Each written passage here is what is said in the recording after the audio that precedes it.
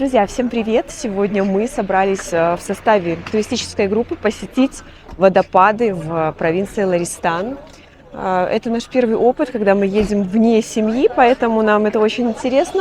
Группа планируется быть очень большой. Сейчас 7 утра.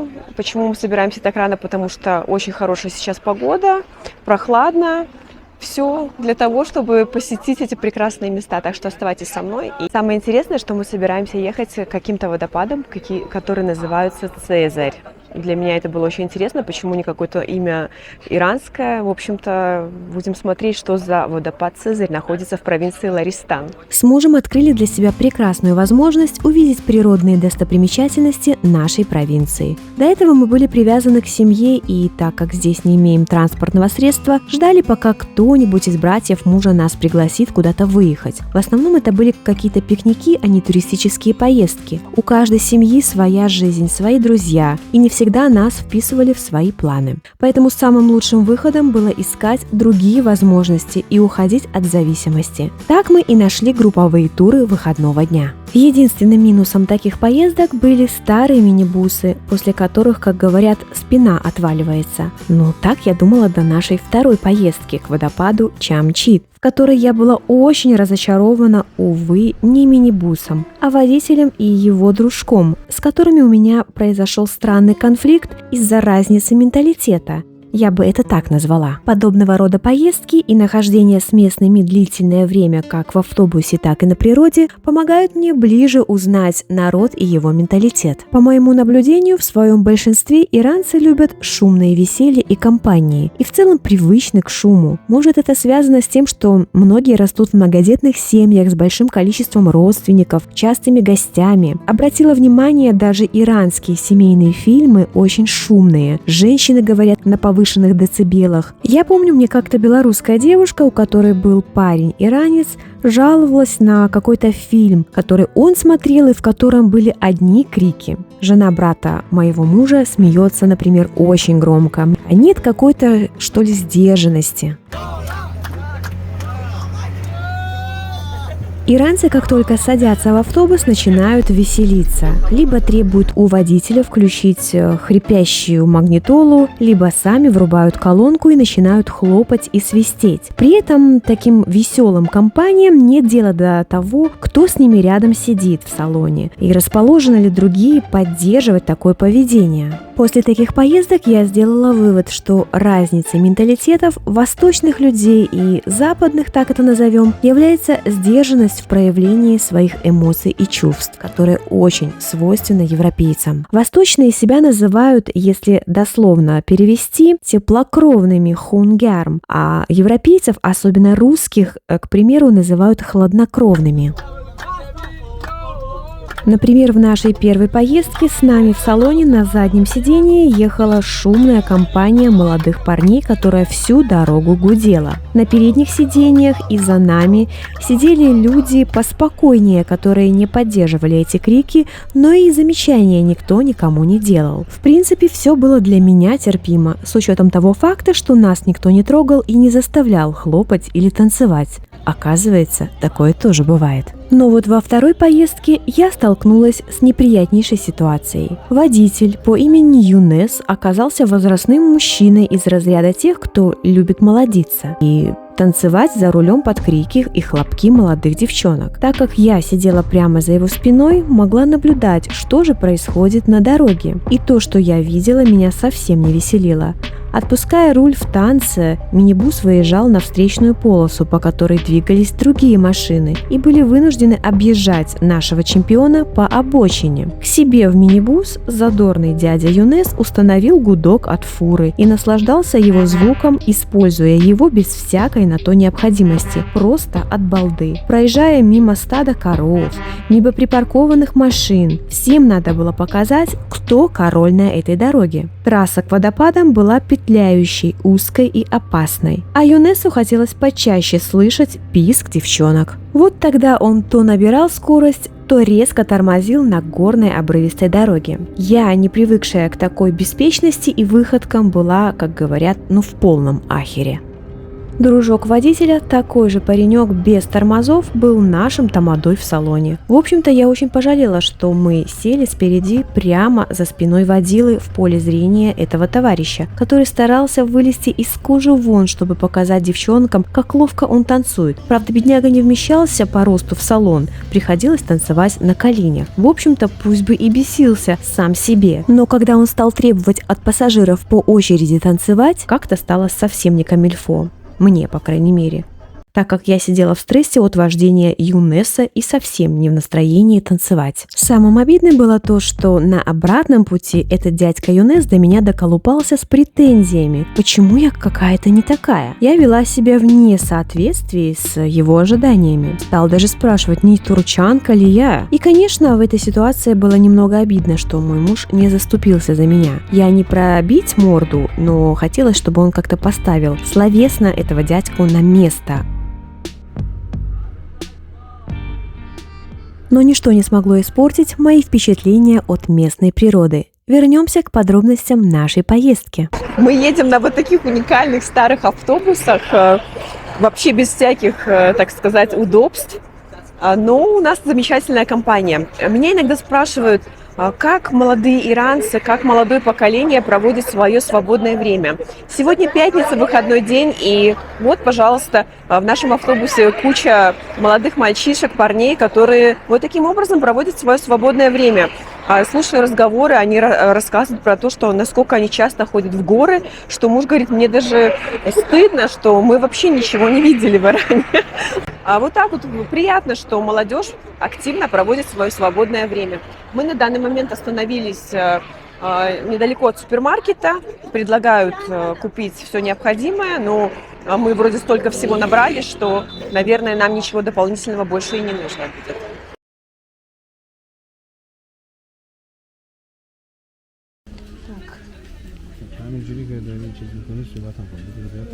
У нас первая остановка на завтрак. Просто высадили всех. Каждый занял сам себе место, где есть тень, какое-то дерево. Для того, чтобы вкусить завтрак, мы также приготовили кое-какие продукты, чаек. Сейчас будем завтракать. Очень сильно устали, потому что мы не привыкли так. Мы в 5 часов встали, поэтому немножко тяжело, но привыкнем. Ну, надо привыкать. Да, надо привыкать. Нам очень понравилась вообще обстановка, окружение. Люди такие энергичные, а мы такие сидим, как эти. Думаю, наверное, они выпили что-то. Да, ну, ребята молодые, поэтому там, наверное, на заднем сидении в автобусе что-то употребляли, поэтому энергия прет. Вот. Ну, в целом, конечно, жарко становится, чувствуется вот уже. Мы надеемся, что так как мы едем в сторону водопадов, да, то там будет погода попрохладнее, поэтому надеемся, что от жары не умрем, хотя еще только 9 часов утра. Через какое-то время к нам заявились непрошенные гости. В свободном выгуле по территории разгуливали коровы некрупной породы. По своей доброте я стала угощать ее тем, что у нас имелось. Затем к одной наглой корове добавилась и ее подружка. Угостила их мелким рубиновым виноградом. Больше всего муж переживал за лаваш, без которого он мог к вечеру помереть с голода. Позавтракав в такой веселой компании, мы снова сели в минибусы и отправились к водопадам. Ларистан называют землей водопадов, поскольку в этой провинции сосредоточено около 50 водопадов. Главной жемчужиной является известный большой водопад Бишех, который я уже посещала в прошлые приезды раза 3. Его высота 48 метров. Он расположен на склонах горного хребта Заграс. Это место стало очень популярным и многолюдным, настолько, что в выходные дни здесь просто невозможно припарковаться. Сегодня мы собираемся посетить водопад Сезар. Изначально мне показалось, что он называется Цезарь. Однако затем я поискала информацию и поняла, что никакого отношения к Цезарю он не имеет. А называется так от того, что Сезор здесь встречаются 3 реки. Образуется в результате слияния реки Марборе и Тир в городе Дурут. Затем впадает в реку Бахтияри, оттуда и называется Сезар. Длина реки Сезар 515 километров. Продолжать путь на минибусе больше не представлялось возможным, поэтому нас высадили и оставшуюся дорогу необходимо было преодолеть пешком. Мое внимание привлек этот старый тоннель, который принадлежит Ларистанской железной дороге. Она была построена в 1938 году. Маршрут протяженностью 1394 километра начинается в Бандар-Туркмания и заканчивается в Бандар-Имам-Хомейни провинции Хузестан. На этом маршруте имеется 174 больших моста и 224 тоннеля. Этот маршрут соединяет Каспийское море с Персидским заливом. Оказывается, что этот красивейший маршрут был включен в список всемирного наследия ЮНЕСКО 4 года назад. Тем временем мы под палящим солнцем продолжали свой путь. Лично я очень люблю такие приключения, когда необходимо преодолевать какие-то трудности, а не просто приехать, плюхнуться и щелкать семечки. До конечной точки маршрута нас разделял только этот крутой горный спуск, который осторожно и медленно мы все успешно преодолели. Ну вот мы и дошли до водопада Цезарь. Очень красиво вообще природа Ларистана. Вот у меня люди спрашивают, покажи красивые места в Иране. Вы знаете, Ларистан, не знаю, почему недооценен среди туристов. Больше всего иностранные туристы следуют по классическому маршруту и очень редко заезжают сюда, в провинцию Ларистан. А провинция Ларистан – это кладезь красивых мест. Здесь посмотрите, какие горы, здесь очень много водопадов, действительно очень много достопримечательностей и мест, которые жаждут вашего приезда.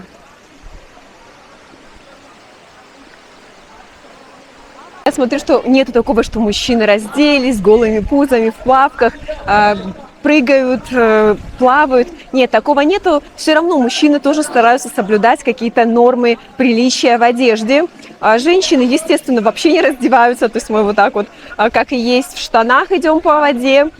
Но вот хотела просто обратить внимание, что никто ни майку не снимает. Мы вот видим, что да, некоторые одели бриджи, шорты, но такого, чтобы с голым пузом и спиной кто-то ходил, такого, естественно, вы не увидите в Иране.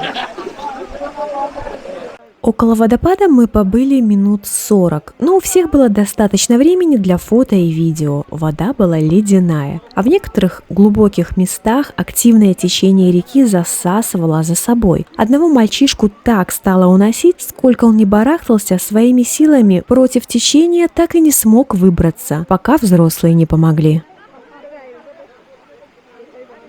Так как путь к водопаду не самый легкий, заметила, что помимо нашей группы вокруг не было чужих людей. После этого мы преодолели обратный путь к минибусам и нас отвезли на следующую локацию, на которой планировалось пребывание до самого вечера.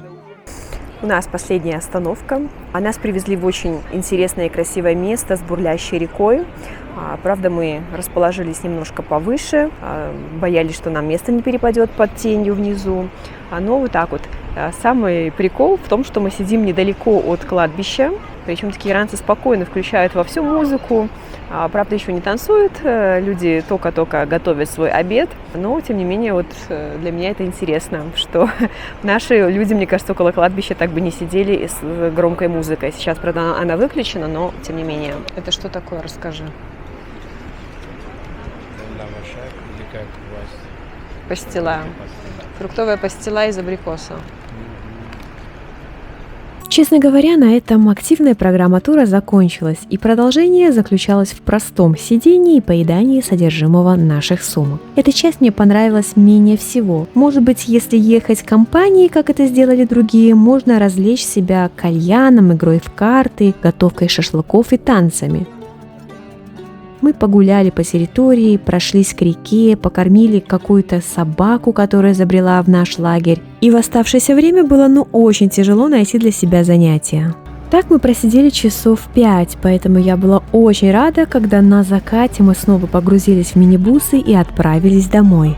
На обратном пути я реально кайфанула. Прохладный ветерок, красивый закат, горные пейзажи, неописуемая красота. Во второй раз в составе группового тура мы отправились к водопаду Чамчит.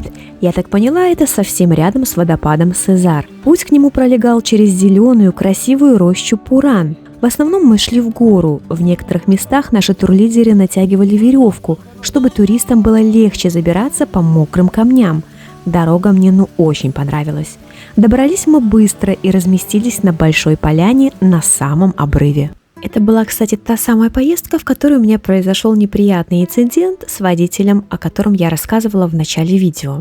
Помимо этого, обратила внимание еще на одну черту, присущую многим иранцам. Я бы назвала это беспечность, легкомысленное отношение к последствиям своих действий, либо вообще непредвидение их в отрицательном ключе. Например, на этой самой поляне, где мы разбили лагерь, компания мужчин достала ружье и стала стрелять по установленной цели. Мы сидели совсем рядом, и в какой-то момент пуля отрикошетила и попала в наш термос, который стоял прямо перед нами. Да, ничего глобального не случилось, но могло бы. Попросила мужа пойти сделать замечание. Он пошел, но какой-то реакции от них не последовало. Беспечность садить за руль 14-летнего подростка на трассе с мчащимися без правил фурами, которые он боится объезжать. Беспечность разрешать детям высовываться в окна машин без ремня и детских кресел. За все это время пребывания здесь, в Иране, часто наблюдала примеры той самой беспечности.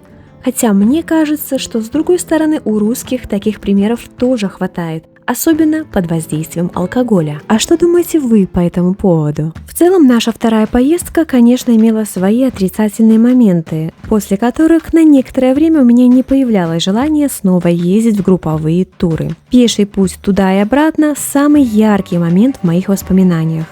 6-часовое безделье на стоянке вызывало поменьше эмоций. Закаты на природе Ларистана – то, что навсегда останется в моих воспоминаниях. Ну а вот дядька Юнес, прощаю тебя, гондон старый.